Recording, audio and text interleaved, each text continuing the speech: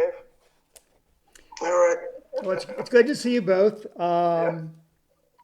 This is the limited sensation domain Glory Days review and Shades of Past Recollections of a Garage Band.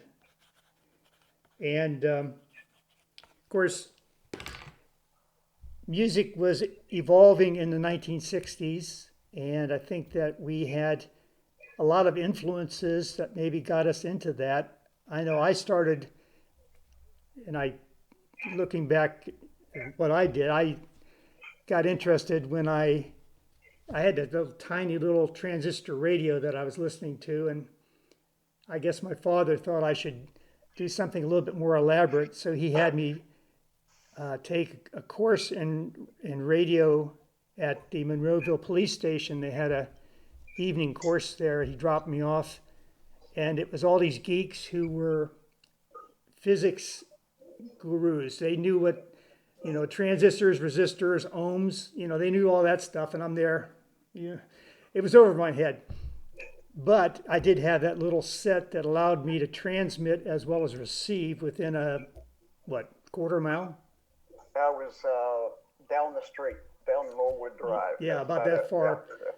Yeah. And that got us started with station XQR. And we started making up what were then, I guess, names of groups and songs, which were very appropriate for 13, 14-year-old boys, very childish. And we didn't start out with the lyrics. We basically start off with a top 40 format. And then I don't know what we did with the radio part of it, but I'm not sure anybody heard it broadcast. Well, we communicated. Pardon me? That was in Rick's room. Yes. Well, Jack, my room. And we were in the other bedroom listening to what was going on and couldn't figure it out. Yeah. Well, also, it was actually started in Jack's bedroom. And on Saturday mornings, we would broadcast. And we would go down our list of songs, our top 40 songs, and say who's number one this week, who's number one next week. And so we did that. And then, Jack, you started writing music. We started singing. You started doing stuff. I don't remember exactly what it was. I don't even know if it was a guitar. It was just something. No, it was probably stuff on piano since I was still. Yeah, I think it was piano. I don't know if I was still taking piano lessons then or not. I may have been. I may have stopped by then. But yeah. That started my writing, and the rest is history. And by the way, I think I had sent you some of those, copies of all the stuff, the original. Long ago, you sent me some stuff. It's hard to read, but. Yeah. Well, I have all the original, like I'm sitting here with song titles or, tracks, everything else in accord with Major Descent. There Once Was a Man, all those songs, and you have hundreds of pieces of paper with stuff all over, with guitar chords, words, and I can't even begin to tell you what. Well, it's interesting that you have them because I didn't save much. I had very little from back then. I started saving some stuff probably towards the end of our collaborations. Let's call it that. But I have. So what year was that? It was 64, maybe 63. 63, I think it started. I really think, we were before the Beatles. Yeah, and I think back then it was, of course, we're listening to top 40, which in the United States was predominantly, Beach Boys, Four Seasons, and then all of a sudden the Beatles, and I know I was so impressed that how they made girls go crazy, and I thought, hey, that is neat. That's the way to go. Yeah, make the girls go crazy, and that I think that plus the music, I just like the music, and and I think that it was even, the Beatles certainly jump started all that. We made drawings. We, named our group the Quad Squad, all that stuff. You were broadcasting from Liverpool before the Beatles came on. Yeah, that's for sure. And then, but the band that really got me was the Dave Clark Five.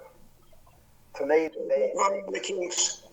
yeah, and the Kinks. The Dave Clark Five became just a little bit before the Kinks, and they had the rhythm, that the Beatles didn't have. Well, and they also, Dave Clark was pretty smart. He recorded loud. And when you heard his songs on the radio, your volume may have been nice and quiet for Pat Boone. Then all of a sudden, Dave Clark Five really pops out, and of course that beat. Yeah.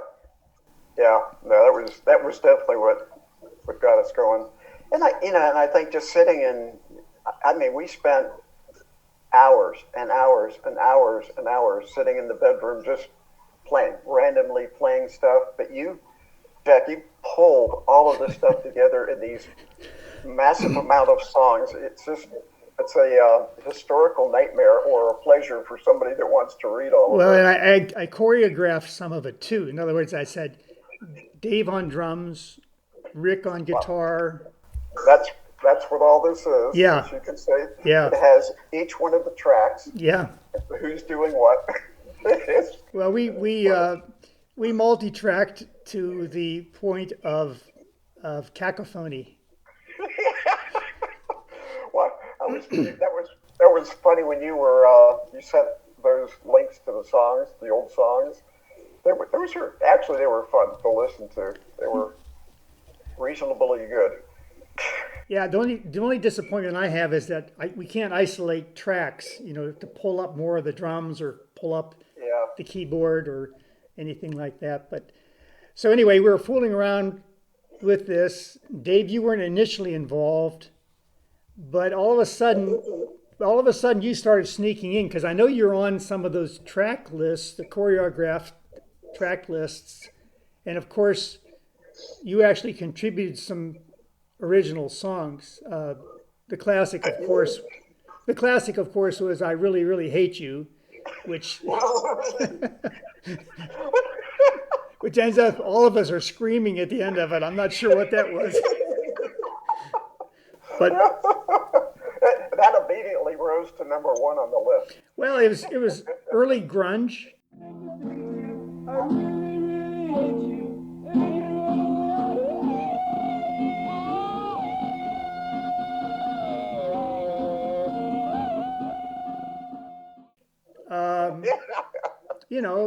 Really raw. Very raw. Yeah. So when you talk about garage bands, Was I playing the Magnus organ? I don't know. You may have been, because we had basically that was our instrument at the time, and then you guys got an old harmony guitar. Well, we had an old harmony, which is back here. We had an acoustic I had, which I can't remember what the name of that was. Then the electric harmony, and then we got an amp, and I don't remember what that amp was, Jack. It was a small one that had the reverb, spring reverb. You remember that? Yeah, the one I had a real small tube amp that I got when I got this.